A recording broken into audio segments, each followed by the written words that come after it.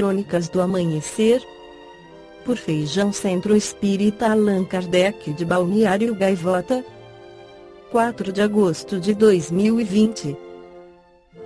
Hospital da PUC abre inscrições para voluntários testarem a vacina da Covid-19.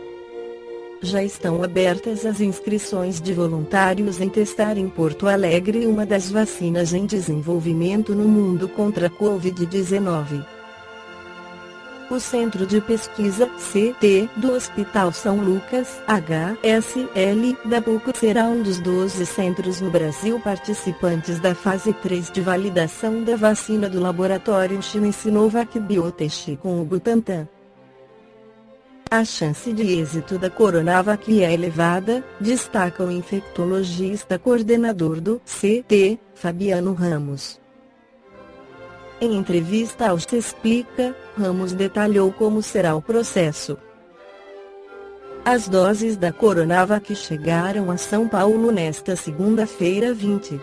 Poderão se habilitar pessoas que cumprirem pré-requisitos. A previsão é de 800 participantes e só poderão se habilitar profissionais de saúde com mais de 18 anos. Algumas condições excluem voluntários, como ser gestante e já ter tido vírus ou extra com sintomas da doença dias antes de receber a dose. A triagem e seleção dos candidatos começa na próxima semana por profissionais do corpo técnico, administrativo e operacional do CT. Já os testes devem começar na primeira semana de agosto. Parte dos selecionados receberá a dose real do medicamento e outra apenas um placebo. As pessoas serão acompanhadas e terão de se apresentar no centro de pesquisa para avaliação dos resultados. A previsão é que esta etapa leve 3 meses. A chance de ter uma vacina ainda este ano, caso os resultados indiquem eficácia, não foi confirmada. Tudo vai depender do processo produtivo. O Butantan já firmou o contrato para fabricar as doses. O coordenador do CT aposta em oferta da vacina no começo de 2021, por volta de março e abril. O Brasil testa outra vacina, do projeto da Universidade de Oxford com o laboratório farmacêutico AstraZeneca. No livro Semeando e Colhendo pela psicografia de Hercílio Mais o espírito Atanagildo descreve acontecimentos trágicos ocorridos no mundo material, para mostrar em seguida as condições dos personagens depois do desligamento do organismo físico, conforme o rendimento espiritual benéfico ou maléfico de suas atividades materiais. São fascinantes contos reencarnacionistas, reflexos dramáticos, no espelho de existências atuais, e as imagens originais ou causas geradoras em existências passadas, relativos a casos extraordinários de reparação kármica.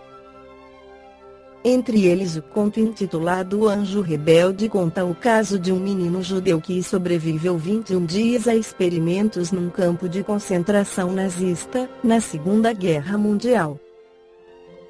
Esse espírito denominado Cestroses deveria quitar o saldo de 524 horas culposas, que representavam apenas o tempo necessário, para ele se submeter à técnica espiritual e conseguir a limpeza perispiritual, a fim de retornar ao trânsito livre nos caminhos da espiritualidade superior.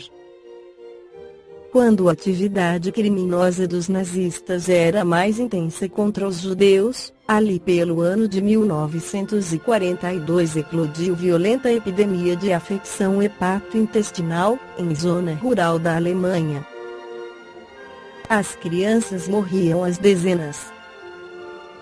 Os médicos mostravam-se desesperados e sem conseguir debelar a crise enfermiça, que já enfurecia Hitler. Finalmente, obtiveram dele permissão para fazer experiências em vivo nas crianças judias, na esperança de conseguirem a vacina adequada. Num dia trágico, 500 crianças foram submetidas aos testes preliminares no campo de concentração de Auschwitz, sendo escolhidos 31 judeuzinhos para as terríveis experiências de vivissecção sob o controle dos médicos Heinrich e Brumelde, a fim de se descobrir a desejada vacina. Eram crianças dos tipos mais diversos, variando em idade, sexo, reação sanguínea, resistência vital e comportamento nervoso. Algumas eram perfeitamente sadias e vigorosas, outras débeis e enfermiças, e compunham um material humano adequado às pesquisas impiedosas.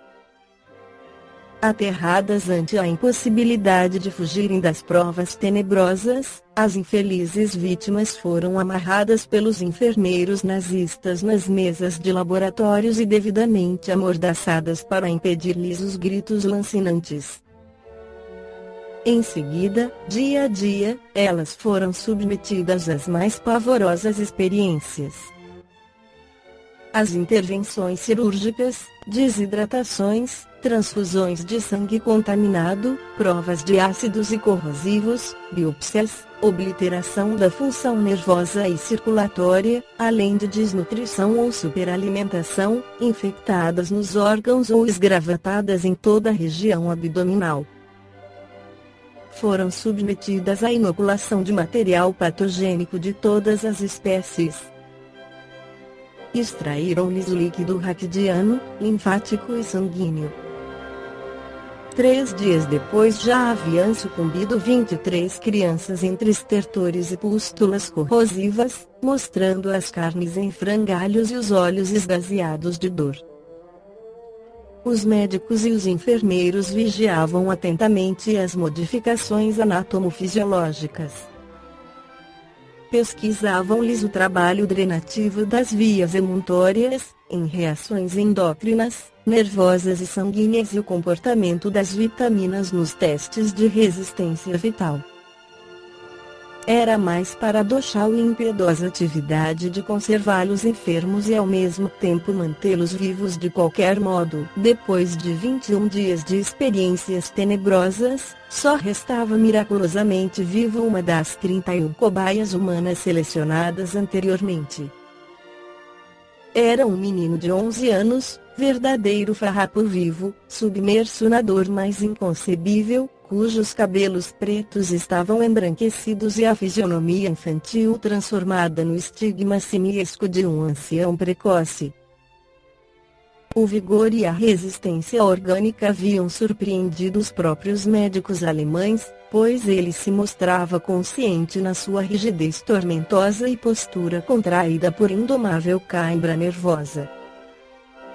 Os seus olhos estavam completamente secos de lágrimas e uma espuma pálida e sanguinolenta vertia através da mordaça sobre os lábios. O corpo estava espetado por uma dezena de seringas hipodérmicas, que vertiam soros, líquidos nutritivos, infectos, substâncias poluídas ou vitalizantes, sangue e hormônios, fazendo vibrar os tubos de borracha naquele experimento dantesco. Parte dos intestinos do menino estremecia solta dentro de um frasco com soro de Ringer aquecido, submetida a rigorosos exames procedidos por diversos médicos, enfermeiros e auxiliares, que tudo faziam para descobrir o agente e a vacina contra a epidemia das crianças alemãs. Enfim, graças a essa resistência heróica em todas as experiências cruciantes, os médicos Heinrich e Brumelde conseguiram a vacina tão ambicionada para salvar os alemães e os afetados pela devastadora epidemia. Conforme se verificou depois da guerra, as mesmas vacinas também debelaram crise semelhante em milhares de outras crianças vitimadas na região coreana e indo-chinesa. Após terminar o seu objetivo sinistro e ao mesmo tempo terapêutico, Heinrich olhou o judeuzinho e mandou tirar-lhe a mordaça. Embora de coração enrijecido pela impassibilidade nazista, ele fez um gesto furtivo de comiseração ao defrontar a fisionomia mirrada e simiesca do menino, que 21 dias antes era saudável e atraente. Heinrich fez um sinal e um enfermeiro aproximou-se, fazendo o menino engolir uma pílula que cheirava a flor de pessegueiro. A infeliz criança afrouxou a fisionomia retorcida pela dor infindável e os músculos rígidos moveram-se, dificultosamente, sob estremecimentos nervosos. Então Isaac, o judeuzinho vítima da cruel vivissecção, tombou a cabeça para a esquerda e expirou sob a ação letal do cianureto de potássio. O enfermeiro alemão, um monstro de cara quadrada e queixo atirado para frente num ângulo desafiador, cujas mãos de pelos fulvos lembravam um gorila chamejante, arreganhou os dentes, dizendo num tom selvagem e insensível: morreu. Heinrich e os demais médicos, a serviço de Hitler e curtidos pelas mais bárbaras experiências a fim de proteger a superior raça ariana, fitaram longamente o menino que resistira à tortura inquisitorial de 21 dias e horas, sem qualquer alívio ou chance de libertação. Malgrado a voz indiferente, o médico-chefe não escondia certo timbre de admiração, quando dirigiu-se ao enfermeiro de aspecto brutal. Ele morreu, uiegando. Mas salvou a vida de milhares de crianças, assim que as vacinas dos laboratórios alemães forem aplicadas. E retirando as luvas ensanguentadas, apontou para Isaac, a infeliz cobaia humana, acrescentando que vitalidade e resistência inacreditáveis. Quanto nos ajudou! É um corpo sacrificado pela salvação de milhares de outros corpos. Ainda premido por algum remorso longínquo, antes de sair do aposento recomendou seriamente ao seu rude assistente: enterrem-no. Mas deem-lhe boa sepultura, ele a merece. Apolônio subiu ao estrado castanho claro luminoso, e fazendo um gesto cordial, assim se expressou: meus irmãos. Acabamos de usufruir mais um momento em comum em nossa vida espiritual, pelo retorno dos 8 réprobos familiares redimidos na carne humana. Enquanto isso, Adolf Hitler continua alastrando o fogo tenebroso da guerra na face do orbe terráqueo. Milhares de criaturas ainda espiam o karma coletivo desde os tempos bíblicos, sofrendo sob os nazistas as dores e tragédias que semearam imprudentemente no passado. Agora envergam o traje carnal de judeus travestidos de mulheres, crianças, moços e velhos, sucumbindo atrozmente nos guetos incendiados, muros de fuzilamento, estertores da fome nas câmaras de gases dos campos de concentração. Mas acertam seus débitos com a própria contabilidade terrícola e limpam sua contextura perispiritual da carga tóxica da maldade, para depois comparecerem devidamente eciados ao banquete eterno da casa do Senhor. E apontando Isaac, o menino adormecido sobre o tapete de flores, situado a alguns passos do formoso lago guarnecido de papoulas cintilando num fogaréu rutilante, Apolônio exclamou, comovido: eis o mais feroz dos réprobos, agora glorificado pelos tormentos da retificação kármica, graças à ação centrífuga das próprias energias sublimes do espírito imortal. Expeliu a carga tóxica, desintegrou crostas petrificadas pela ambição, orgulho e crueldade, eliminou venenos mentais nutridos pela revolta ou vingança. Esta foi a crônica do amanhecer de 4 de agosto de 2020. Por Feijão Centro Espírita Allan Kardec de Balneário Gaivota. Que a paz esteja com todos.